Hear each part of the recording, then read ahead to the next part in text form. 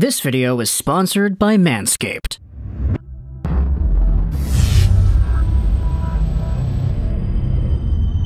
What happens when you get yourselves two pretty important teams with two somewhat interesting stories that aren't big enough to go out there and make full-length videos about them individually, as well as a sponsor you need to go out there and fulfill for one more time in the month?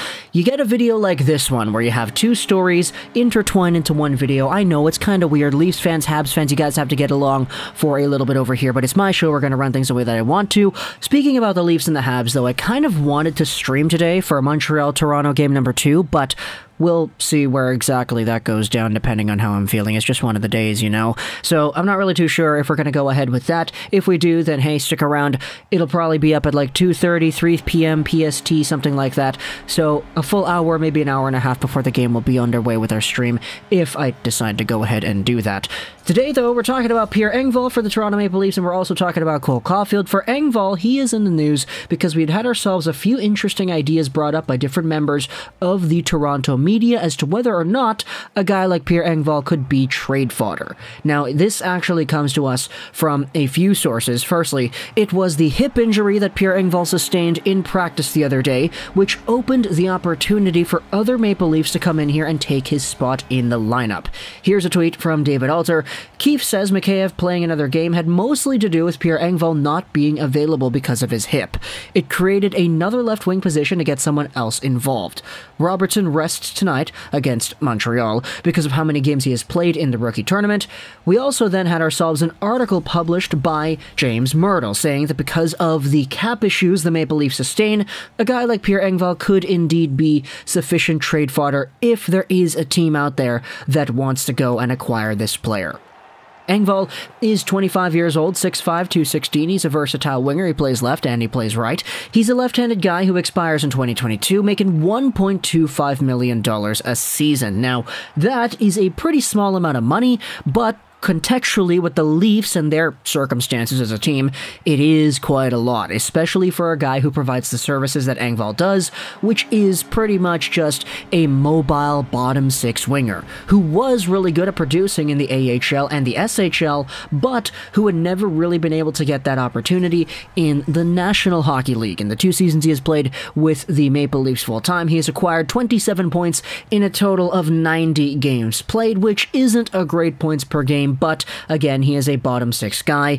Because he is out right now, there is a growing discourse amongst the fan base that suggests that this kind of player is somewhat replaceable in the lineup. And I'm going to be honest, I haven't really been paying attention too much to Pierre Engvall ever since he wrapped up his season with H371 a few years ago. But back in this time frame, when he was just referred to as a 2014 Leafs 7th round pick who had happened to be doing all right in the SHL transitioning into the AHL, I honestly was pretty high on Pierre Engvall, you know? It's not every day you see 7th round picks actually work their way up from the Junior Super Elite to the Allsvenskan to the actual SHL to the AHL to the NHL in the span of about 4 or 5 years, right? It's a pretty interesting path that Engvall took, and as a result, I remember making videos talking about how he was an underrated 7th rounder back in like 2018. So that indeed was my perception of Engvall and his overall profile, and to see him actually crack the league full-time was pretty good, but contextually speaking, you know, taking a look at the service he provides out there on the ice, he is 25, so it's no longer like that top SHL, AHL point producer ceiling still has a ways to go in the NHL, you know? If you wanted to go out there and argue that Pierre Engvall could be that top 6 winger the Leafs are looking for, then be my guest. It's just, based off of what we had seen, it's apparent that that's probably not going to be the case over here. And so, Myrtle does have somewhat of a point, that if you're able to go out there and say, alright, this team, let's say Carolina for example, whatever team, X team, wants Pierre Engvall for a 7th or a 6th round pick or whatever, you go ahead and do that. The money is more valuable than what Engvall provides to this team at the moment, and because of the versatility of this kind of player in the lineup, he is somewhat replaceable to an extent. Furthermore, and I saved this for the very end because I don't really think it's that important, but it is somewhat noteworthy, I guess, to talk about. Engvall's name did kind of pop off on Twitter the other day because it was revealed that he's not actually following the Maple Leafs on Instagram. It was posted here. I don't know if this means anything, but he's not following the Leafs on Instagram, but then everybody was starting to meme it because this right here, along with the fact that he wasn't practicing because he's injured and all that stuff, it kind of made for a nice little concoction, I guess, of Engvall fodder So that's kind of why we were talking about him over here. Does he get traded? Maybe, maybe not. Would he be a prime candidate for being traded?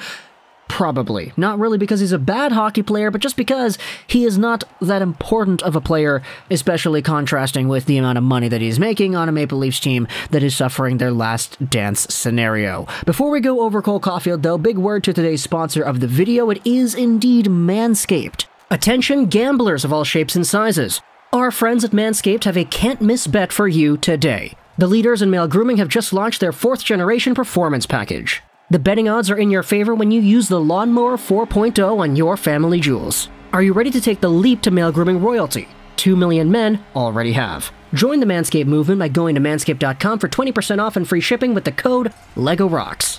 If you want my personal recommendation, the Performance Package 4.0 is the ultimate parlay to take your grooming experience to the next level. It includes the Lawnmower 4.0 trimmer, which features a cutting-edge ceramic blade to reduce grooming accidents, plus a 4000K LED spotlight. Did I mention it's waterproof too? The Performance Package 4.0 also includes the Weed Whacker, their very own nose and ear hair trimmer, as well as their ball deodorant and toner. It also comes with boxers and a travel bag. Get 20% off and free shipping with the code LEGOROCKS at manscaped.com. That is the code LEGOROCKS at manscaped.com today.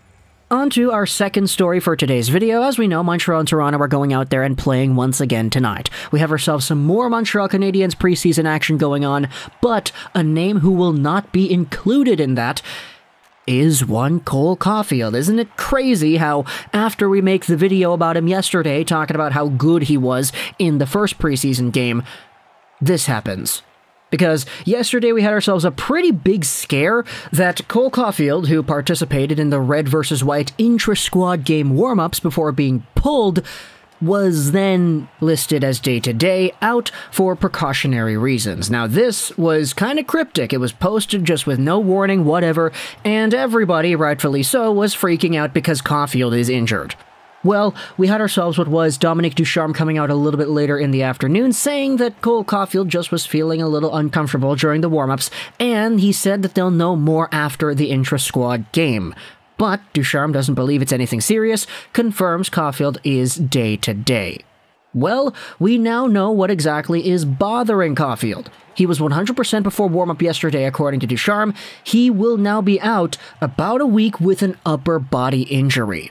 Now, a week from now is the beginning of October. The regular season doesn't begin until a little bit after that, so if you're worried about Cole Caufield missing any of the 82 games and going out there scoring a goal per game for the Calder Trophy this season, based off of what we know right now, that should not be a concern, because the beginning of the season will be beyond Cole Caufield's expected timeline of recovery of 1 week, although with the way things are going down right now, I mean, with how important Caufield is, we noted this in the previous video, and just how sporadic this injury had been, you gotta go out there with all precautions and make sure that your players are not in a position to actually hurt themselves any further. This is kind of maybe what it could have been. This is what Habs Chronicle said. RDS found a clip of Caufield during the warm-up today. He took a shot and then lost his balance in the corner, got up looking a bit uncomfortable, and put less weight on one of his legs. They say here that it didn't look like anything crazy, but it could be why the Habs kept him out as a precautionary today.